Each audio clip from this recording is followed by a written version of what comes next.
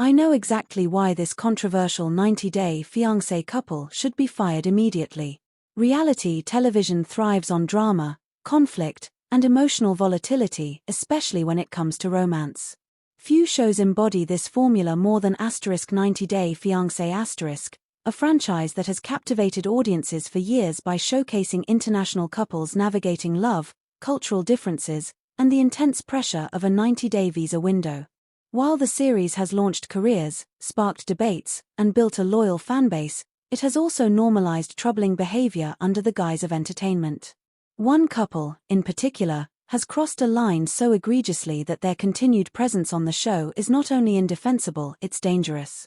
Let's be clear, this isn't about personal taste or disliking someone's personality. This is about accountability. This is about the responsibility networks have to their viewers and the real-world consequences of glorifying harmful behavior. The couple in question, let's call them Alex and Mia, as their real names are irrelevant to the point, have not only demonstrated patterns of emotional abuse, manipulation, and dishonesty, but they have also used their platform to spread misinformation, exploit vulnerable people, and profit from their toxicity. They should be removed from the 90-day fiancé* universe immediately. From the moment Alex and Mia appeared on screen, red flags were abundant. Alex, an American man in his late 30s, presented himself as a charming, confident entrepreneur with a heart of gold. Mia, a woman from a Southeast Asian country, was introduced as soft-spoken, traditional, and deeply in love. Their story seemed like a classic 90-day fiancé* narrative, two people from different worlds overcoming odds for love. But as the episodes unfolded, the cracks in their relationship and their characters became impossible to ignore. The first warning sign was Alex's controlling behavior. In early episodes, he made decisions for Mia without consulting her where they would live, how much money she could spend, even what she should wear. He justified this by saying he was protecting her, claiming she didn't understand American culture or how things worked. This paternalistic attitude quickly turned into outright manipulation. He would isolate her from friends, monitor her phone, and use guilt to keep her compliant. When Mia expressed a desire to work or take English classes, Alex dismissed her ambitions, saying, "You don't need to work. I'm here to take care of you." That may sound romantic on the surface, but it's a textbook tactic of emotional control. Then came the financial exploitation. Alex claimed he was helping Mia build a better life, but records obtained through public filings show that he used her visa status to access government benefits while restricting her access to shared finances. He opened bank accounts in her name without her full understanding and allegedly used her social security number to secure loans. When confronted during a heated argument in one episode, Alex laughed it off, saying, "It's not illegal if she's my wife, right?" This flippant attitude towards serious legal and ethical violations is not only disturbing, it's criminal. Mia's silence in these moments was heartbreaking. She rarely challenged Alex directly, often shrinking into herself during confrontations. Experts who have analyzed the footage have pointed out signs of trauma bonding, where a victim becomes emotionally attached to their abuser due to cycles of abuse and intermittent affection. Alex would alternate between cruelty and grand romantic gestures, creating a rollercoaster of emotions that kept Mia dependent on him. This is not love. This is psychological abuse. What makes this situation even more egregious is how the show framed their relationship. Instead of highlighting the warning signs, producers edited the story to make Alex look like a misunderstood provider and Mia like a clingy, insecure partner. When Mia cried or expressed fear, the soundtrack played dramatic music that painted her as hysterical. When Alex yelled or stormed out, it was treated as justified frustration. This kind of editing doesn't just misrepresent reality, it actively gaslights the audience. But the real problem isn't just how the couple behaved on camera. It's what they've done after the cameras stopped rolling. Alex and Mia leveraged their notoriety to build a social media empire. They launched a YouTube channel, sold merchandise, and even started a podcast where they gave relationship advice. Their content is riddled with red flags. In one video titled "How to Keep Your Foreign Wife Happy," Alex outlines a list of rules, including no unsupervised outings and always ask permission before making plans. Mia nods along, smiling, but her eyes betray discomfort. They've also monetized their trauma. They sell a $49.99 Love Across Borders ebook that supposedly reveals the secrets to a successful international relationship. Inside, the advice is toxic. If she questions your decisions, remind her she's lucky to be here, and don't let her get too independent. Gratitude keeps relationships strong. These aren't tips. They're instructions for maintaining control. Fans have reported that Mia has reached out to followers in private messages, begging for help. One woman shared screenshots of Mia writing, "I want to leave but I'm scared. I have no money, no papers." Another said Mia confided that Alex had threatened to report her to immigration if she tried to leave. These messages were deleted quickly, but not before being saved and shared across fan forums. Despite this, 90-day Fiancé producers have continued to feature Alex and Mia. They were cast in a spin-off, The Other Way*, which follows Americans who move abroad to be with their partners. In this version, the power dynamic was even more disturbing. Alex moved to Mia's home country, where he had no legal protections, and began isolating her from her family. He criticized her culture, called her parents backward, and refused to learn the language.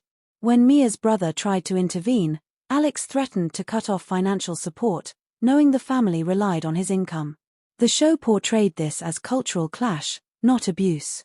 They even gave Alex a confessional where he said, "I'm not here to make friends.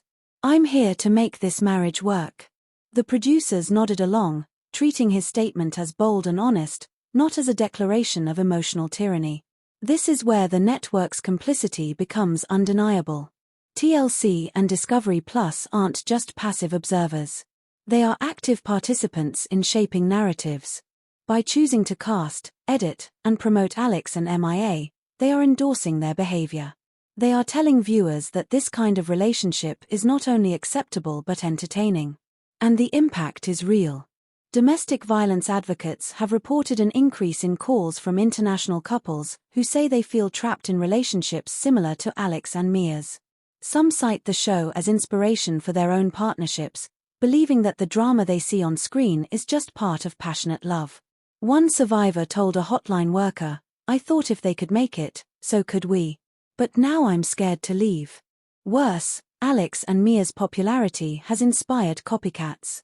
Other couples on the show have mimicked their behavior, knowing that controversy equals screen time and social media growth.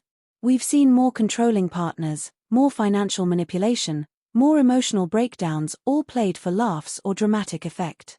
The bar has been lowered, and real people are paying the price. Some will argue that 90-day Fiancé is just entertainment, that viewers know it's exaggerated for TV. But that argument falls apart when you consider the real-world harm. Reality TV doesn't exist in a vacuum. It shapes perceptions, normalizes behavior, and influences decisions. When a show repeatedly portrays abusive dynamics as romantic or dramatic, it sends a message: this is okay. This is love. And let's not forget the responsibility networks have to their cast members. 90-day Fiancé requires participants to undergo psychological evaluations before filming. If the producers were truly committed to safety, they would have flagged Alex's behavior early on. Instead, they prioritized ratings over well-being. They put cameras in homes where abuse was occurring and called it content. There's also the issue of consent. Mia may have signed a contract, but can someone in an abusive relationship truly give informed consent? Experts in coercive control say no. When a person is isolated, financially dependent, and psychologically manipulated, their ability to make free choices is compromised. By continuing to feature Mia without addressing her safety, the network is exploiting her vulnerability. It's not enough to say we provide resources or we have counselors on set. If those resources were effective, Mia wouldn't be begging strangers for help online. If the counselors were doing their job, Alex wouldn't be allowed to return season after season. Action speaks louder than disclaimers. The truth is, Alex and Mia should never have been cast in the first place. Their relationship was unhealthy from the start, and the show's decision to amplify it has caused real damage. But since they are already part of the franchise, the only ethical response is immediate removal. No more episodes. No more spin-offs. No more platforms. Firing them isn't about punishment, it's about protection. It's about sending a clear message that abuse will not be rewarded with fame and profit. It's about prioritizing human dignity over entertainment value. And it's about accountability. TLC and Discovery Plus need to acknowledge their role in enabling this behavior.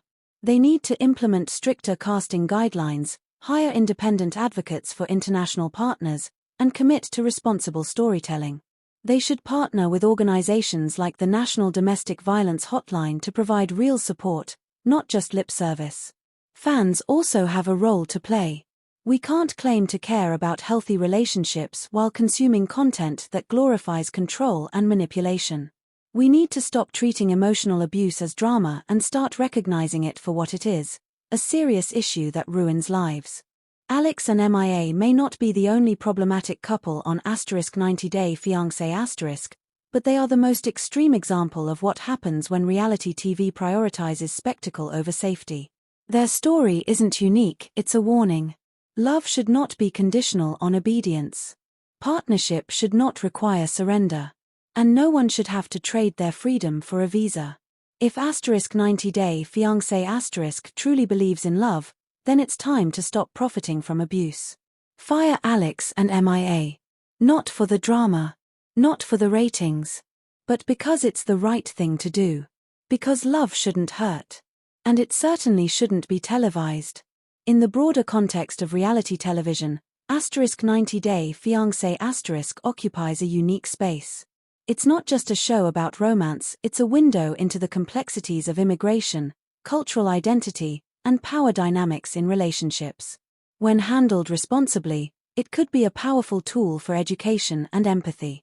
But when it chooses to exploit rather than enlighten, it becomes complicit in harm. The network has a choice: continue down the path of sensationalism, or redefine what the show stands for. They can keep chasing viral moments and social media buzz, or they can commit to ethical storytelling that respects the dignity of every person on screen. Firing Alex and Mia is just the first step. Real change requires a systemic overhaul of casting practices, editing standards, and post-production support. It requires transparency and accountability. Until then, viewers must ask themselves, what kind of love story are we willing to watch? One built on control and fear? Or one built on respect, equality, and genuine connection?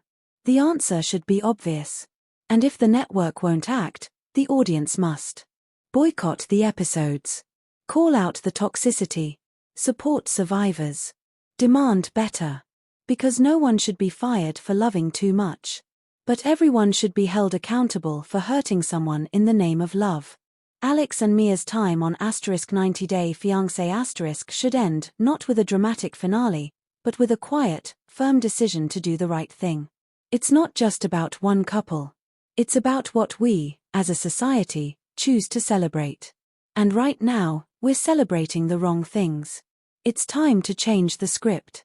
Note: this article uses a fictional couple, Alex and Mia, to illustrate real patterns of behavior observed in controversial *90-day Fiancé* couples. While names and specific details are altered for privacy and narrative clarity, the issues discussed, emotional abuse, financial exploitation, coercive control, and network complicity, are based on documented incidents and expert analysis from within the reality TV industry and domestic violence advocacy communities.